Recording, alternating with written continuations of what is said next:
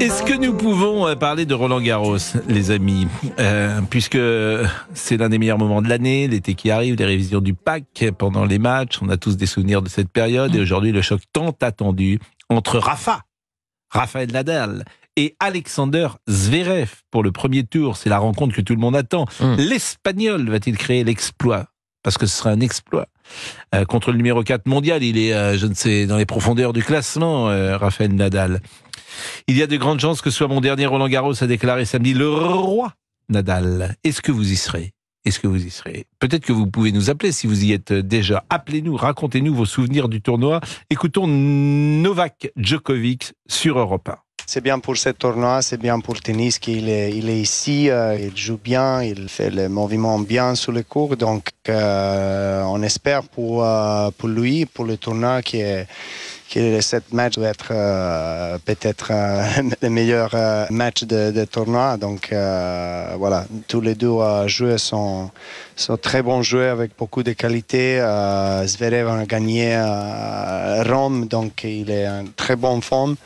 Et Rafa ici, donc voilà, je regarde cette match avec plaisir et on espère pour regarder une bonne qualité de tennis. Il parle bien français, Djokovic? Super bien. Ah oui. Mieux que Géraldine. Gilles Moreton, président de la Fédération française de tennis, et là, t'es l'invité de Dimitri Pavlenko ce matin sur Europe 1. Écoutons. Nadal est là depuis lundi, il s'est préparé très sérieusement, même si il est forcément en manque de compétition. On le sait, quand il vient sur un tournoi, il vient pas pour faire de la figuration, il vient, d'ailleurs il l'a déclaré.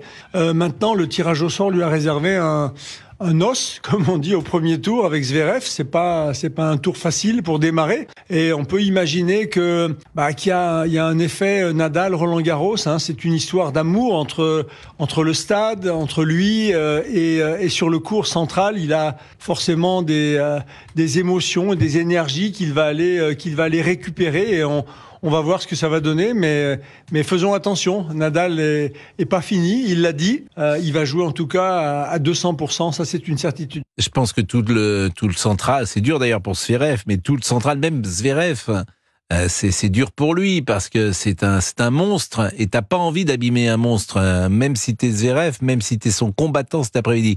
Je crois que nous sommes avec Janine. Janine, bonjour. Oui, bonjour. Bonjour Janine, comment ça va? Eh bien écoutez, ça va très très bien, on va dire. Hein. Et vous vous apprêtez peut-être à regarder Nadal cet après-midi, vous nous appelez d'où? Ben ça y est, on a déjà mis la télé à chauffer. Alors Janine a 80 ans et elle a justement célébré ses 80 ans en rencontrant Rafael Nadal à Roland-Garros. C'est pour cette raison qu'elle est à l'antenne avec nous. C'est une petite vidéo qui a tourné partout sur les réseaux. C'est pas vrai? C'est très émouvante. Oui. Ah mais je l'ai pas vu cette petite vidéo. Comment vous avez rencontré Nadal, Janine? Eh bien, par l'intermédiaire d'un de mes petits-fils, il y a 2 ans. Et on n'avait pas pu vraiment le rencontrer, ça s'était pas passé comme nous avions prévu. Et donc, mon petit-fils a persévéré. Et donc, cette année, j'ai pu avoir un rendez-vous avec lui lors de son entraînement privé. Et ça s'est passé quand?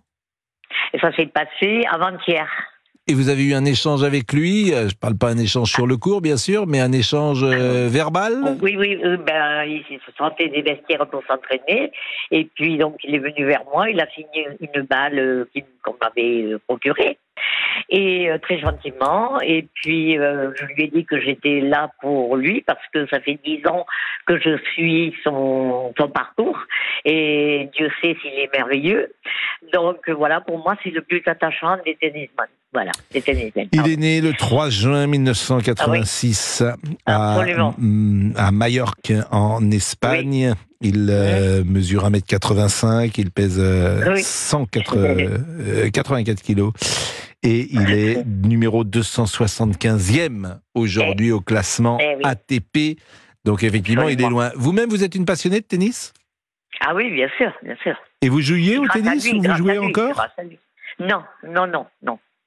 À 80 ans, je fais de la marche, c'est déjà pas mal. Mais non, mais vous avez parfaitement raison. C'est vrai que le tennis, c'est pas conseillé parce que déjà, en fait, c'est un sport qui est pas du tout conseillé, le tennis.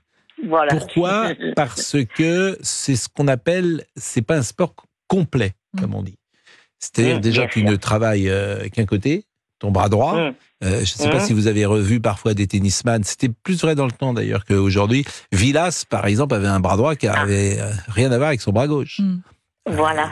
Qui était dystrophié. Bon. Et puis c'est vrai que c'est comment dire, ce n'est pas une position.